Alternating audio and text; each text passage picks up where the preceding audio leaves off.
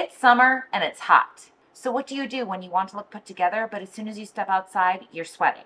Keep watching for my minimalist makeup routine, which is perfect for the summer months. It doesn't require a ton of makeup, it doesn't look makeup-y, and it helps you kind of toe the line between looking dewy and looking sweaty. We don't want to look sweaty. If you're new here, hi, I'm Jeannie. I'm a pro makeup artist. I live in Los Angeles. I work with celebrities, beauty brands, and everyone in between. Welcome to my channel. Before I do any skincare, I always do my brows. I feel like brows are the frameworks of the face, and it's good to place them down, get them done, so then I can start with skincare and complete my makeup. Another reason why I suggest to start with brows, especially during the hot months, is so that you can place your brow and get it where you want it, and then you can set it. And what I like to use for an essentially sweat-proof brow, it's honestly the best thing I've used to make sure that my brows stay put. If I use this and I set my brow, 99% of the time, even if I sweat, they will not move.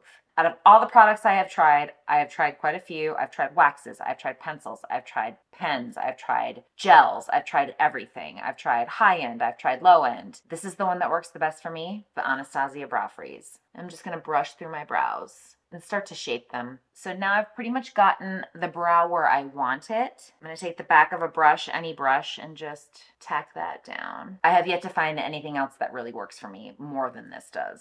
Now, when it comes to filling in my brows for the summer, I tend to think that less is more. Like I said, we're trying to do minimal makeup, minimal effort. Normally, I do a full brow. I draw it in with a pen. I do the shaping and everything. And I sometimes will do that, especially if I'm going to a big event or I'm doing a big job and I'm going to be on set or I'm going to be photographed, say behind the scenes. But for more of an everyday approach, I actually prefer a pencil. This is the waterproof brow from Thrive. It's in the color Serena. And I'm just gonna fill in lightly wherever I need it, just keeping the shape really easy. Again, this is waterproof, so it's going to help that brow stay on. I don't normally use a pencil. I don't really personally prefer them. I do have them in my kit, but this is also a great way to create a minimal waterproof brow. If you've watched my channel before, you've seen me do this. I'm going to take some setting spray and just set my brow.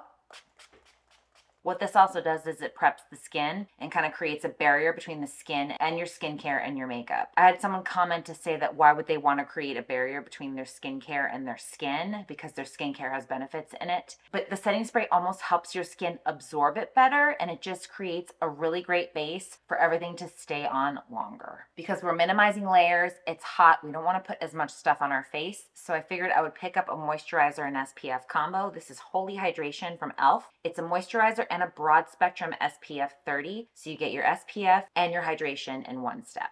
Just taking some, working around the brows.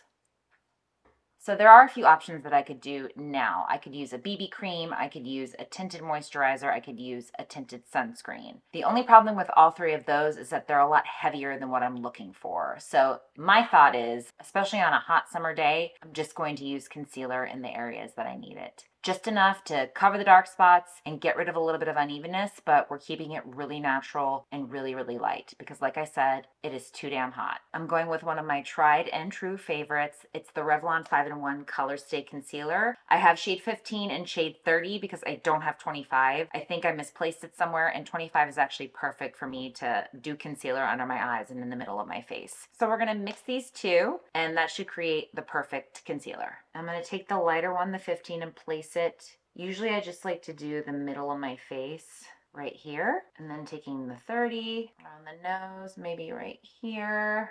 And we're gonna wang bang it. We're gonna take our foundation brush and just buff it.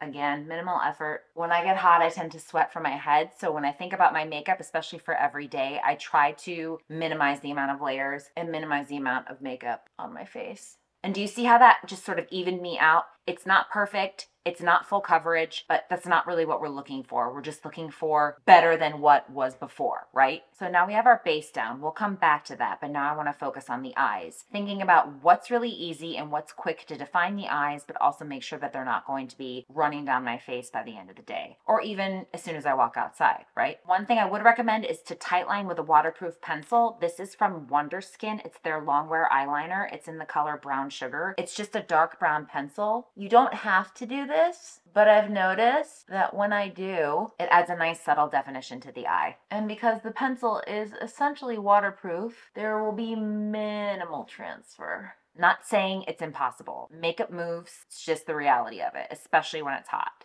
Now we're gonna give the lashes a really good curl right in the root. And for mascara, I'm using a waterproof mascara, which for me is very rare because I'm not the biggest fan of waterproof mascaras. I would normally steer you away from waterproof unless it's absolutely necessary because I hate waterproof formulas for the most part. I tend to prefer tubing formulas. They're just more long lasting on me. But I tried this mascara. It's the Lash Clash from YSL. This is a great formula. And let me tell you, it does not budge. It'll come off with an oil-based cleanser or an eye makeup remover, but even then, you gotta work for it, which is good when it's really, really, really hot, but you want some fat lashes. Super thickening, holds a curl. I know we were talking about a minimalist makeup, but if I'm gonna put drama anywhere, it's gonna be on my eyelashes. So I have this Merit Bronze Balm. This is a new product that I've been using, but I really love it. I'm just gonna paint it on, and then take my Smith Cosmetics brush, just buff it. It's really creamy and super easy to blend across the nose. Now I'm going to set the entire face with powder. Just trust me on this. I'm going to take a loose powder. This is from e.l.f. on my powder puff. Tapping it off. Just going to tap. Setting the under eye. I'm going to work around the bronzer. Setting the makeup. Don't worry if it looks powdery because we're going to fix that with the next step. Going back in with the setting spray all over. And then for an extra insurance policy, I'm taking the powder puff once again back into the loose powder, and I'm just going to powder my T-zone.